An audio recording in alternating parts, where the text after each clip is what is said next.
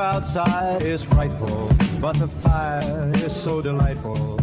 Since we've no place to go.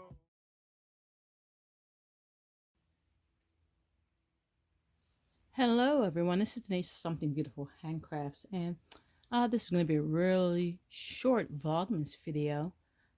I did not finish spinning the meat breed sample yet. There was just a lot going on yesterday, and so I didn't do much spinning beyond what you saw on the video. So I only have a handful to go, and this will probably be Sunday's video. Then I will apply it and you can have a look at it before and after. What I did finish is the, what is this? This is the Falkland from the Maker's Monday in the mini breed study. And it is off of the, it's off the wheel. And I wish I had taped that one, because it was actually kind of funny.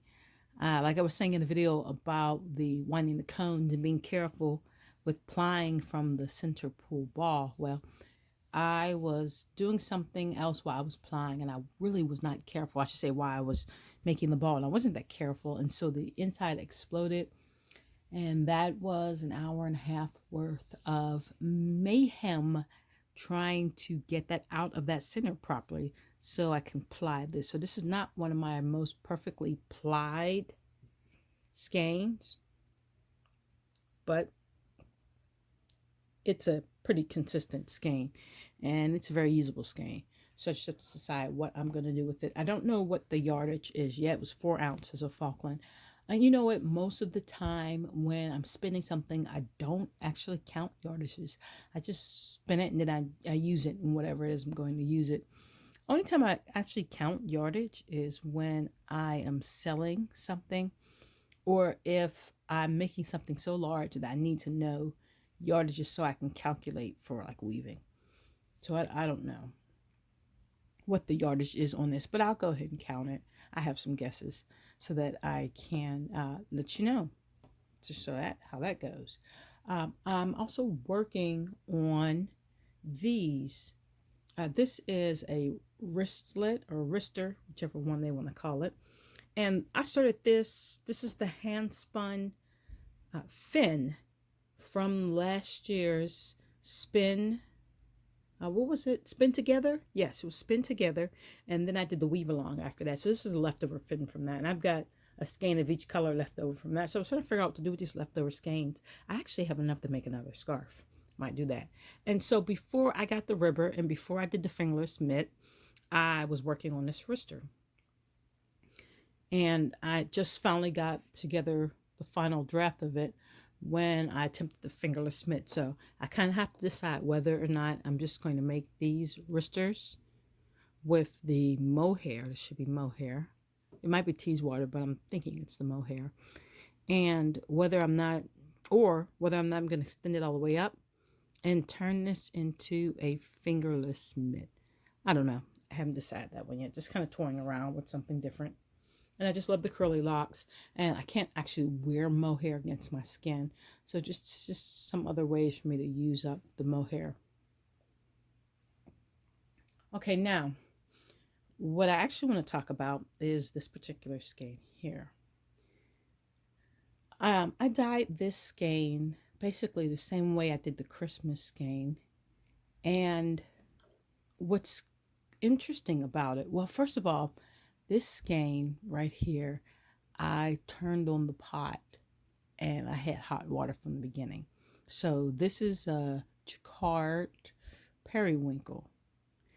And the periwinkle doesn't break when the pot is at the correct temperature. So you get a really nice, dark, or maybe I want to call it a deep blue purple periwinkle color. It's really nice.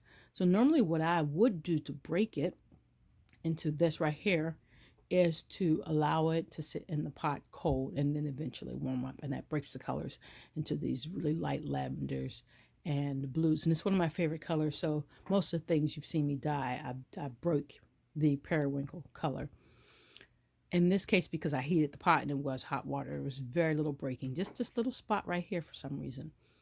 What I did do was set the skein in the pot in a way that kept the bottom from getting much dye, and it was very low immersion. Like there was just barely enough water in the pot to do the dyeing. And in that case, with the skein laying the way it was, what you get here is the wicking effect. And this is right about the water line. And then for this side, a nice wicking effect. And then the water line. Now, this was the side I put in when I first put the dye in. And then I did not put any more dye in the pot. I actually just flipped it. So this is what was left over and still dyed very nice. So that actually means that there is no dye on the inside. So this is going to make for a fairly white skein. My intention had been to add a little blue to the sides, kind of like, you know what, you can't really see it with the earth and sky because the way this camera is, it doesn't appear blue, and that green does not really appear green either. But maybe that's a little more bluish now. To add a little blue into it. But I found I was out of blue. So I need to do something about that. So anyway, what I'm going to do is take this skein apart.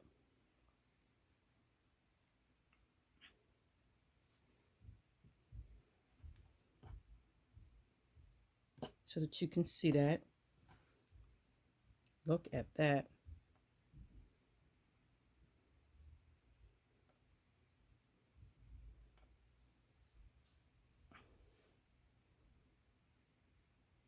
You can see pretty much how much white space there is. And I'm going to retie this skein.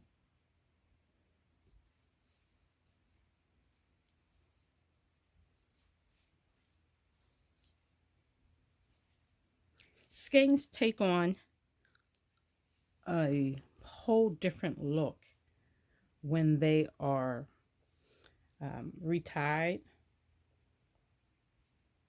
or sometimes when you completely reskein them.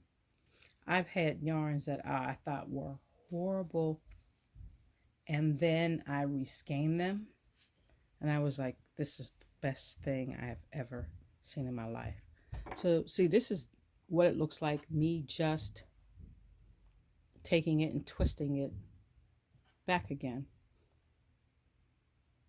Now I'm going to actually reskein it, and then you can have a look at it and see how that changes the pattern, the look of the yarn.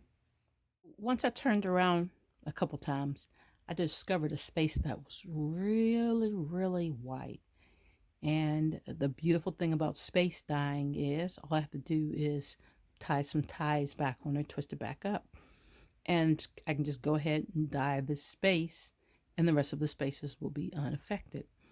In this instance, I am going to put this in cold water, which is what I like to do with the periwinkle, and I'm going to go ahead and break it so that on this space section right here, it's nice broken periwinkle across that side.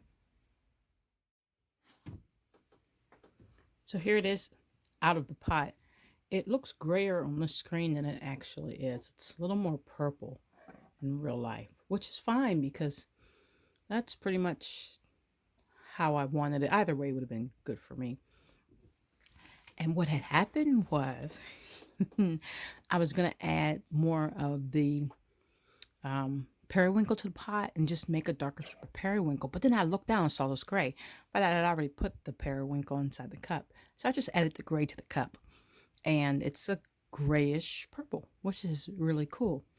Now, I'm getting pretty late into the evening here, and I really want to try to make this a day 5. So I'm going to stop here, and I will reskein this tomorrow so you can see how it turns out. And I did finish deploying while this was in the pot, and I will have the meat breed sheep sample so you can have a look at that. Thank you for watching. Take care.